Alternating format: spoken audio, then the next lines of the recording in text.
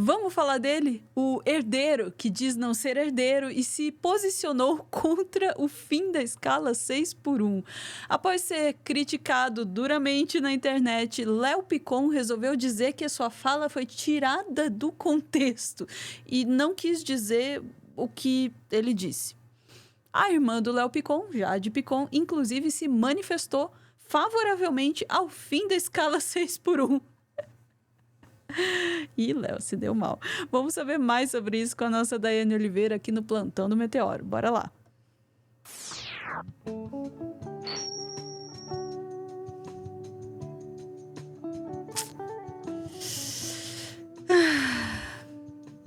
Ora, se não são as consequências de suas próprias palavras, Léo. Quem sabe, né? Quem sabe agora ele também não aprende a ficar um pouquinho mais na dele, etc e tal. Mas vamos lá. Para começar, quem não conhece Léo Picon, tipo eu, não sabia que a Jade tinha um irmão, assim, mas não sabia muito bem quem é. A gente Ficamos já falou, sabendo né, da que melhor forma possível, né? né? A gente vai descobrir como, a gente vai descobrir o passado da pessoa, né? A pessoa aí trabalha segundo empresas, etc e tal. Ele disse que não é ele não é um herdeiro. Imagina se ele fosse um herdeiro, ele sequer consegue, né, assumir que a empresa, né, do pai dele, que ele tem uma boa condição financeira, ainda que o pai dele não tenha transferido diretamente para a conta dele 1 milhão, deu todas as condições, os subsídios para que ele chegasse a ser um milionário. Sim, ele disse que não é, mas as especulações é que ele tenha muito dinheiro, sim. E aí o Léo Picon, ele foi lá nas redes sociais dele se manifestar contra a escala 6x1, a gente já falou sobre isso aqui, e agora ele voltou atrás, ele disse que na verdade teve toda uma fala tirada de contexto. Eu vou te pedir, Ana, para chamar já a vida dele, a matéria que traz a vida dele falando sobre isso, porque depois a gente vai analisar de novo o Twitter dele. Será que todo mundo entendeu errado e o Léo está certo? Será que é isso que aconteceu? Vamos ver. Bora lá. Fazem 2 dias que eu venho sendo atacado nas redes sociais por ter dado uma opinião, e as notícias também contribuem para isso, porque eu escrevi um texto extremamente longo falando sobre a viabilidade da PEC diante da minha opinião, da minha análise.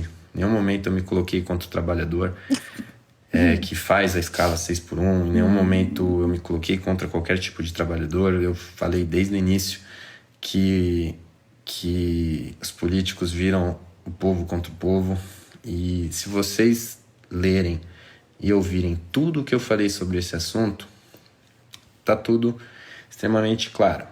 E começaram a sair diversas notícias e descontextualização de coisas, começaram a investigar a minha vida e começaram a soltar tudo que viam e tudo que saía. Ao investigar Ou seja, deu ruim, né? Devia ter ficado quieto, mas vai. a minha vida, começaram a mexer em tudo.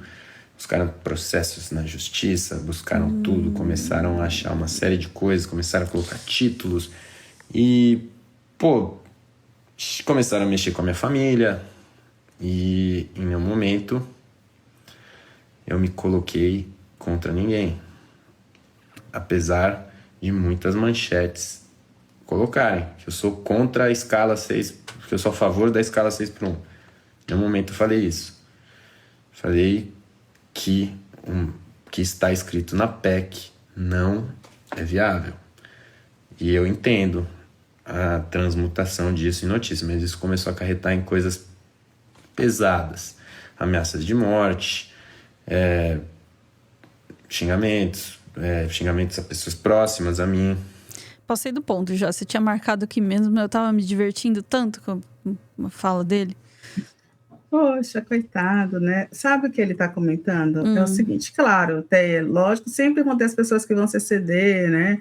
E vão utilizar palavras que não necessariamente precisariam ser utilizadas, até porque todo o discurso do Léo Picon foi extremamente raso, bastava a gente dizer que ele não conhecia sobre o assunto e estava tudo certo. E aí, se houver ameaças, etc e tal, aí cada um que responda pelo seu ato. Mas o Léo Picon, ele descobriu-se após isso que ele tem simplesmente nada mais nada menos do que a ação trabalhista. Então é muito comum, né, que ele agora esteja reclamando porque ele foi condenado, ele foi processado Ele se envolveu com essa polêmica agora, mas ele foi processado por uma ex-funcionária que pediu justamente direitos trabalhistas, que foi à justiça utilizar a nossa bela legislação, né? E de acordo com essa ex-colaboradora, sua escala era o quê, Ana? 6x1. 6 dias de trabalho, Que interessante. 1 de descanso, e a sua jornada de trabalho ia de 17 horas da noite até 00:45, com folga às quintas-feiras. Então, logicamente, ela trabalhava todos os finais de semana. Nossa.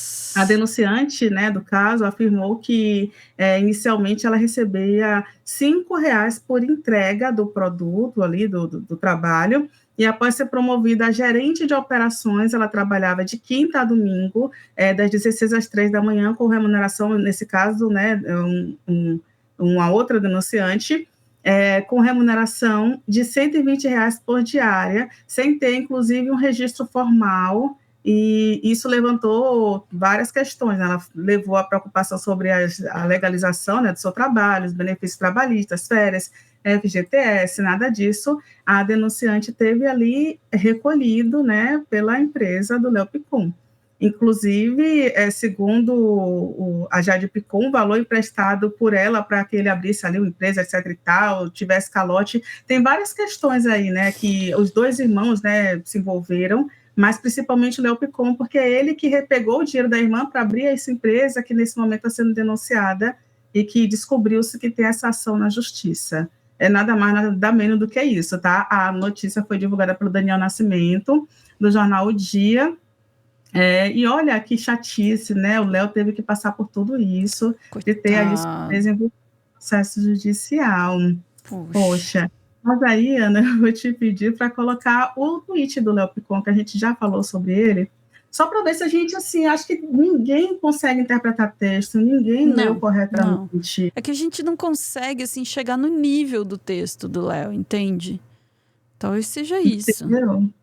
Eu acho que é essa linha mesmo, porque ele começa falando assim: essa PEC com o fim da escala 6x1 me parece uma cortina de fumaça para algo, porque não é possível. A gente já falou sobre isso, algo que ninguém faz ideia. Assim como a taxação de grandes fortunas que fariam com que elas saíssem do país e depois serve como pretexto para aumentar os impostos para todos, isso não é novidade na história democrática. Então, essas ideias populistas abordadas de forma rasa no fim se tornam piores para a população. São apresentadas de uma forma que parece ser maravilhosa, gerando pressão por parte da própria população, que será prejudicada futuramente. Gente, se isso não é se posicionar contra, porque ele fala várias vezes no vídeo, eu não me posicionei contra. Mas em que momento ele se posiciona a favor? Se ele é totalmente contrário em todos os momentos.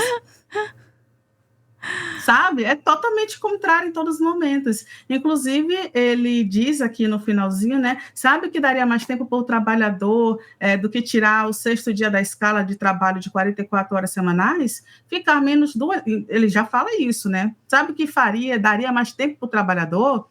Ficar menos 2 horas no trânsito todos os dias, creches e escolas em período integral, não sufocar salários com impostos que não retornam, diminuir a taxa de juros, educação pública que contribua para o crescimento profissional. Ou seja, sabe o que daria mais tempo ao trabalhador? Não precisa se tirar essa escala. Não existe meia interpretação sobre isso. Ele foi muito claro no que ele queria e que ele deixou aqui explícito. Ele é contra o fim da escala de trabalho. Ninguém é desinteligente naturalmente, tirando a... Não vou nem falar o nome da Zambelli, deixa a gente da Zambelli.